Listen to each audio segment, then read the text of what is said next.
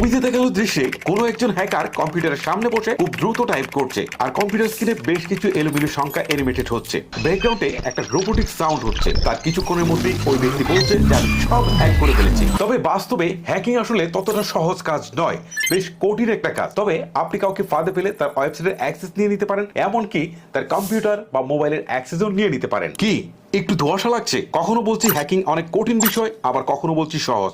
ভিডিওটা কন্টিনিউ করুন, আপনারাই বুঝতে পারবেন যে হ্যাকিং আসলে কঠিন নাকি সহজ, কিভাবে আমাদের ওয়েবসাইটের অ্যাক্সেস নিয়ে নিচ্ছে হ্যাকাররা, বা আমাদের মোবাইল বা কম্পিউটারের অ্যাক্সেস নিয়ে দিচ্ছে, বা আমরা কিভাবে হ্যাকারের হাত থেকে নিজেদেরকে রক্ষা করতে পারি। হ্যাকিং এর আদি অন্ত নিয়ে আলোচনা করার জন্য আপনাদের সাথে থাকছি আমি হিমেল। মূল ভিডিওতে যাওয়ার আগে অবশ্যই আমাদের চ্যানেলটিকে সাবস্ক্রাইব করার রিকোয়েস্ট থাকবে। হ্যাকিং কিন্তু বেশ কয়েকভাবে করা যায়, তবে হ্যাকিং এর 3টি পপুলার ওয়ে নিয়ে আলোচনা করব। হ্যাকিং এর সবচেয়ে বেশি পপুলার ওয়ে হচ্ছে সোশ্যাল ইঞ্জিনিয়ারিং বা ফিশিং। তারপরই রয়েছে মেলওয়্যার বা ইনজেক্টিং ডিভাইসেস। তারপর রয়েছে